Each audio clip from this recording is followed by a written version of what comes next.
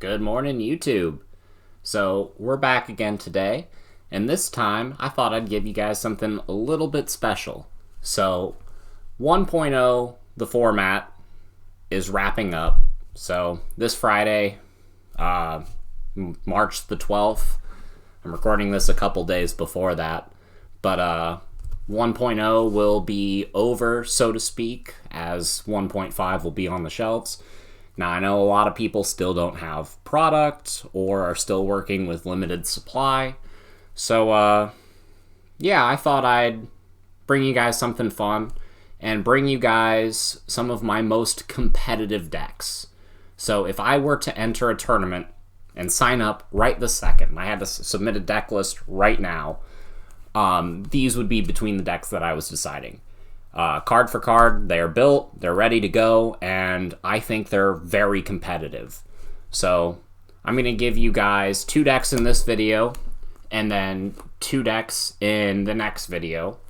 And yeah, we'll go ahead and start right in with the first deck.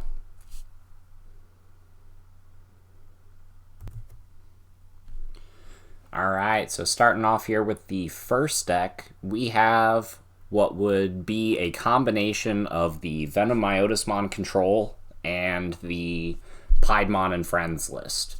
So the Piedmon and Friends list was a list that I came up with based off of the set 2 in the Japanese meta, and the Venomyotismon list was something that me and my buddy Matt came up with together while playtesting. So I kind of wanted to incorporate those 2 ideas because I felt like the 2 decks complemented each other very well, like the aggression that the Piedmon offers and the last-ditch defense effort that this offers by pulling out like blockers and retaliators is really good and can help Venomyotismon get back into the game if the game gets too far out of hand. Or if your opponent has an out to the Venomyotismon, like if you get 2 of these out and they Omnimon them both away, that just absolutely sucks. And the Piedmon is typically your way back into games whenever things get out of hand. So I do like this list. I am not known as a purple player, so I've never taken purple to a big event. I've pretty much only taken Leopardmon, but that doesn't mean that I don't think I could do well in a tournament with it. Like, I bet if I took this to a tournament, I could get top 16. But I just enjoy playing Leopardmon more than I do purple. But it's kind of a standard purple list, you know. You have 3 of all of these rookies, because I felt like 4 of any one of these is too much.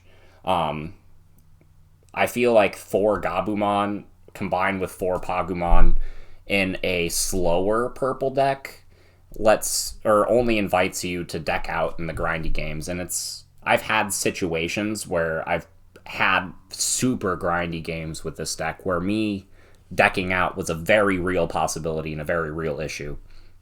But I would definitely play a second Beelzemon if I had one. But if I did have a second Beelzemon, I would probably max out the Impmon.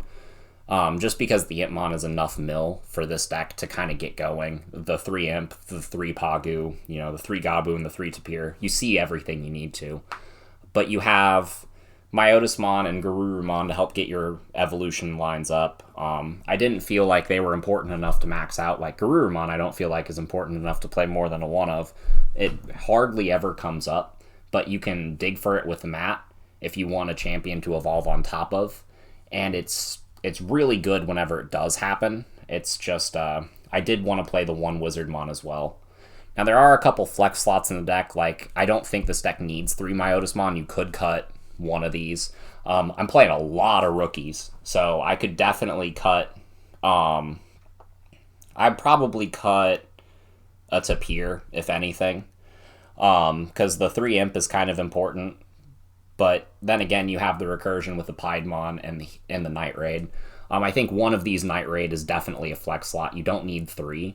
Opening this card is definitely very bad, because it doesn't do anything early game. But yeah, this is this list. Obviously, you have the lineup to build into the Venomyotismon. It's a really strong card and can close games out on its own. And then you have tons of removal between the 4 Chimera, the Beelzemon, the Trump Sword, the Heat Viper, the one of Millenniumon. And again, like, there are enough flex slots in. If I decided to go to a tournament and I could get a second Beelzemon before the event, maybe I'd bump the Beelzemon count up and bump the Millenniumon count up. But I really feel like this deck is fine the way it is, and it performs very consistently. I think its worst matchup is blue by far, and that's one of the dissuading factors for bringing it to a tournament, because especially in 1.0 format, because blue is the most played deck out of anything. So while I do think this deck is very strong, definitely be aware that if you are going into an event, maybe use some of your flex slots to tech for cards that will hinder blue. Maybe a Machine Dramon would actually be a really good tech, because you can actually evolve it into the Millenniumon, and if they do drop the Omnimon on you, Machine Dramon is always a really good answer. I don't like Lilithmon in set 1.0 unless you're making a dedicated Lilithmon deck, and I wouldn't want to do that right now, just because I feel like that's better in 1.5 with the new options and with Lady Devimon and some better level 4s. So I don't want to take that route, and I feel that this is one of the strongest ways that you can play purple at the moment. But yeah, this is the purple Piedmon, Venom Myotismon, kind of mid-range tempo. It does everything. It does tempo, it does mid-range, it does control. This deck is a toolbox in every sense of the word, and can do basically whatever you need it to do. And so yeah, I definitely feel comfortable bringing to this deck to an event. I would just want to iron out the blue matchup just a little bit more. There's something it's still missing to face the blue matchup, but yeah, I like it. This is purple. All right. So the second deck that I would for sure bring to a tournament and most likely top with is going to be non-mono black. Now, I know what a bunch of people are saying. This guy is confident that he would bring black to a tournament and top with it. He's absolutely nuts. Black is one of the worst colors in set 1.0. And, yeah, no, you're right. Like, I'm not going to argue with you there. Black is definitely one of the worst colors as far as support goes. Like, look at this level 4 lineup. It's the same level 4 lineup that you'll see in every black deck, because these are the only level 4s you have. The thing is all of black's cards are good. Like, yeah, black has a bunch of limited options. And sure, a couple of the cards could be better, but all of the options that we do have are very solid. Like, we still have Millenniumon as a boss monster. I'm playing 4 of it here. This is the main win condition of the deck, along with Machine Dramon and the rest of your blockers to put on enough control from your opponent. So, like, what this deck is designed to do is build up one of your big lines into either the War Greymon or, the Hyandramon and the Millenniumon, do something, make a big body, and stall them out with your blockers. You have aggression because you're black and all of your cards are large. Like, Megadramon can swing just into security for no reason because it's just a big boy. War Greymon can oftentimes have jamming and security attack +1. You can give jamming and security attack +1 to a Hyandramon if you can get the Toyagumon under it. And it's like, this deck just snowballs boosts very quickly.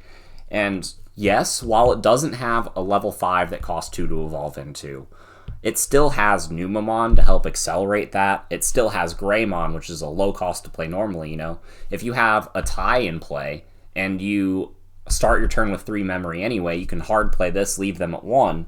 This deck has so many variety, or it has so much variety as far as the costs go, that you can basically always memory choke your opponent, even though nothing in your deck looks that efficient on paper.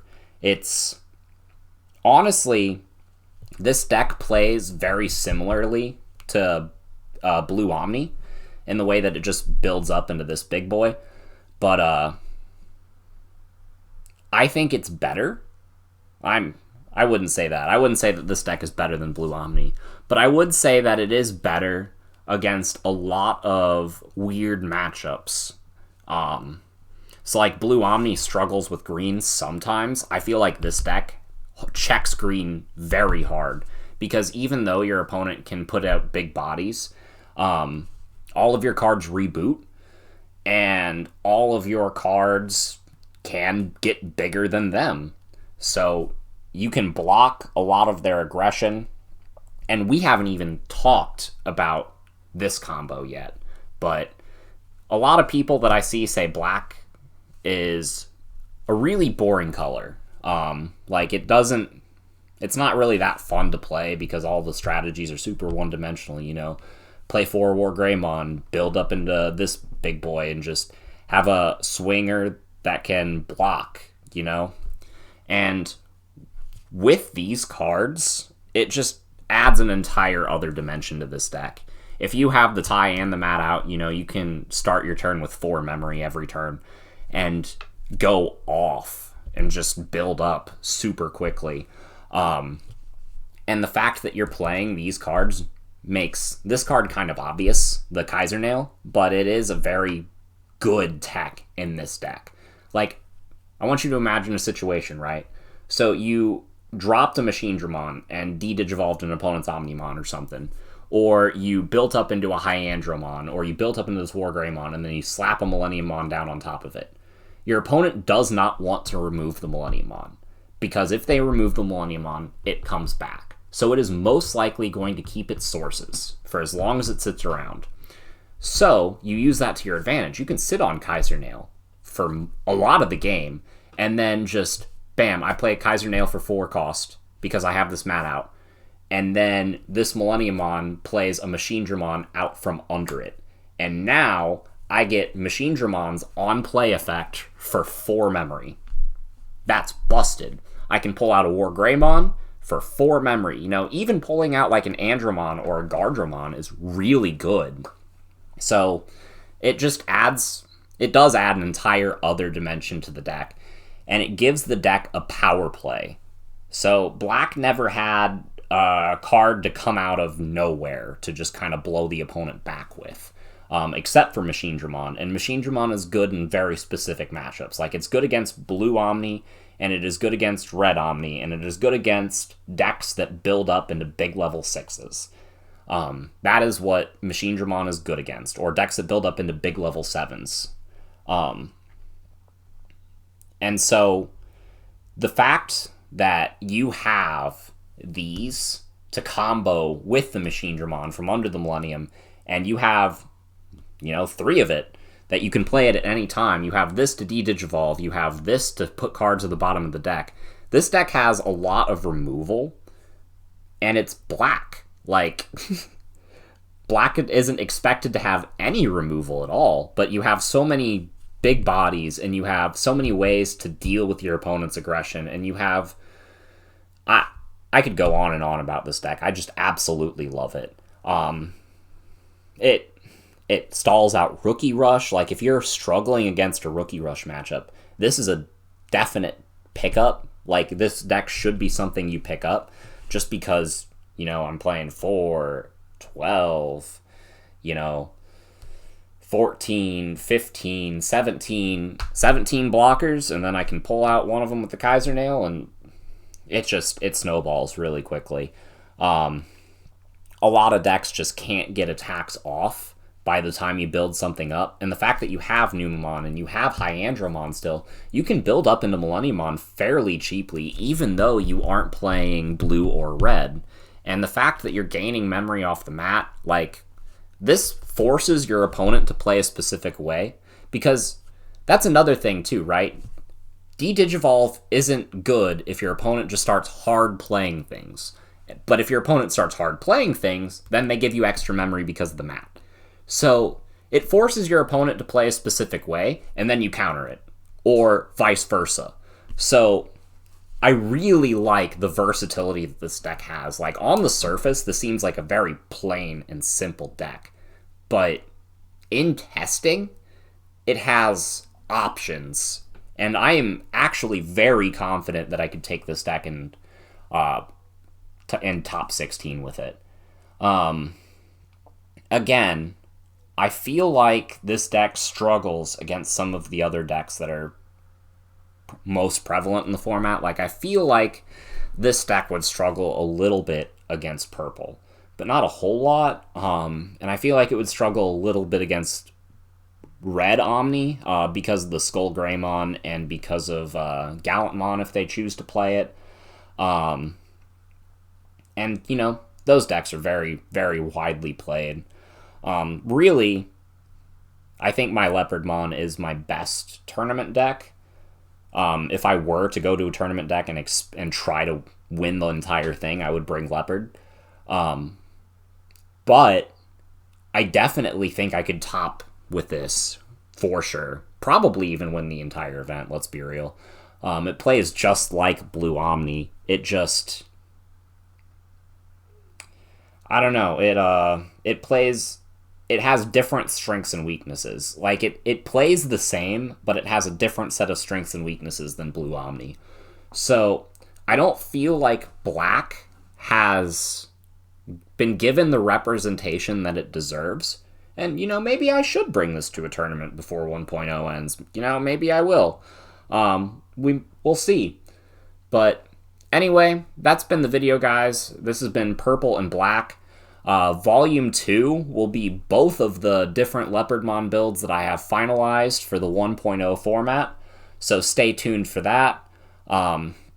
As always, let us know what you'd like to see in the comments, and yeah, see you guys next time. Have a good one.